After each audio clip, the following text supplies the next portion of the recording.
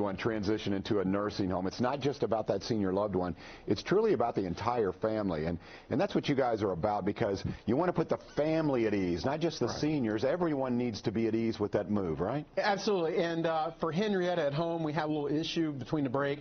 One of the staff here considered your son-in-law tall, dark, and handsome. And I second that. He's a good-looking man, Henrietta. He is.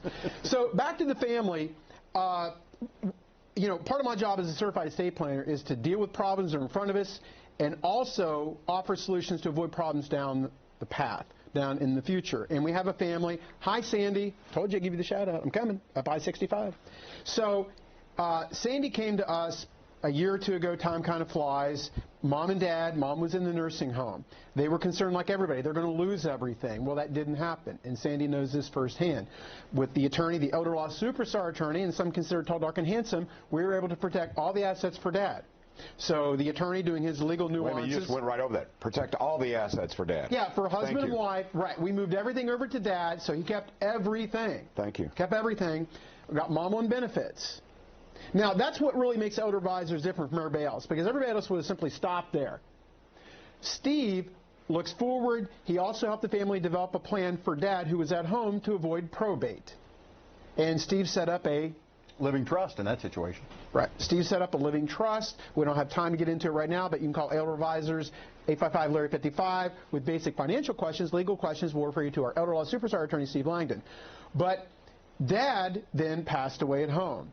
And obviously that's not a very good time, but the good news in that context was everything went to the son and daughter, no problem, no probate, no 7%. And that's the important thing. Is that's what Dad would have wanted. Yeah. People think, well, you know, I got a will, that I get to avoid probate in courts and all those things. No, if you got a will, it guarantees probate. Probate guarantees the courthouse. Courthouse often guarantees who? The attorney. What do attorneys like to do? They like to bill by the hour, right? So probate can be very, very expensive. And what I oftentimes with my clients is when we're looking down the road, we're doing some pre-planning, and we want to avoid that crisis. We want to avoid going broke in the nursing home. At the same time, we also want to avoid going broke through that probate process. Yeah. It takes a lot of time. So the living will was the answer here. A living trust. Living trust, I'm sorry. Living trust, yep. Thank you. See, I don't know the legal at all. But well, I don't either because I'm not an attorney. Okay. Something else I don't know about, and I'm going to find out, though, here. Larry Weiss has brought some keys or a keyboard. Yeah. So there's something going on here. That's so you've got a prop. Well, first of all, John Ramsey, Kentuckiana, you're the only one that has a key to my heart, John. I'm just telling you right now. And that's for April. Take that, April. So in any event, 25 years ago, when my father was dealing with his parents and with Dad, his dad, Grandpa, John Weiss, the big moment in that family came when Dad had to take the car keys away from Grandpa. Okay, that's a tough time. Every family has to deal with it potentially. It's never a good day. And it's kind of just a kind of a check and balance with life. Never a good thing. But now what families are having to do is you got to take the keyboard away from Dad sometimes. Yeah, keyboard, digital age. Keyboard, not just the keys. Keyboard, Kentuckiana. And wow, what's the I had a gentleman, we're working with him now. He came in a month ago. And the good news is David had power of attorney for Mom and Dad. And he's a good son. He's a real good guy. He's a CPA. I mean, he's not a dumb guy. But he's afraid of Dad, and I get that, with respect and all. Sure. We had a conversation 4 weeks ago. Dad has nearly $1 million at XYZ Investments. And I said, have you contacted them? Have you sent them at least the power of attorney to let them know you're there? Well, I'm afraid Dad will get upset.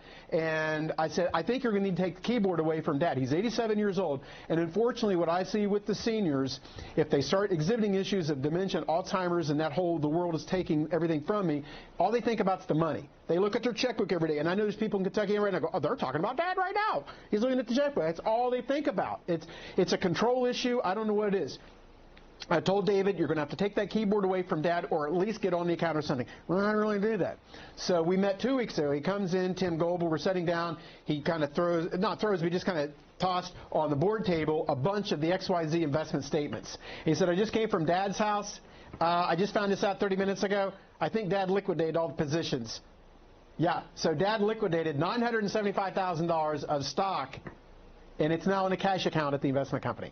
What's the bad thing about that? Yeah, the bad thing is when you turn to page 5 of the investing, at page 5 of 15, page 5, capital gains, $300,000. Okay, so we've had Terry Graham from Rutherford Moss Accounting here before. So, and I've said before, Kentucky, and I surround myself with top talent. Top talent. I'm not an attorney, Steve Langman, Eldorado Superstar attorney. Taxes, Terry Graham, Rutherford Moss. He is the man. So Terry Graham was at this meeting, and Terry's making sure we're looking through it, this and that or whatever. I think he's going to be able to help a little bit because they're paying out of pocket, you know, $8,000, $9,000 a month for mom, but that's still a hell of a hit. And, you know, I'm not saying I told you so, but Kentuckiana, you got to start thinking about the computer keyboard. Because there's no reason to pay that $300,000 in capital gains tax. It was no reason. No reason. So $300,000 is the cost of Dad having a keyboard. He had to liquidate the positions and all the stock. You know, if he's like my dad, I've had to delete the forward button. I'd like to delete the forward button on my dad's keyboard. Larry, look at this. They're coming. They're going to take it. You know, so he sends me all this stuff. So, you know, and I'm going to do my dad's the same way. But I've already more or less minimized the keyboard issue with my dad. So it's something Kentucky needs to be aware of and be mindful of, and that's what Elder Advisors does. All right. Don't go broke in a nursing home. Don't go broke in a nursing home. That's a good takeaway there. Coming up, we're going to talk about real estate with Jeff Hurst. He is an expert. If you're thinking about selling your home, liquidating, maybe, mom and dad's home. Making use of assets. Making use of assets. Thank you. See, you know the jargon. I'm here for you, baby. Well, thank you very much. We'll be right back with Elder Advisors.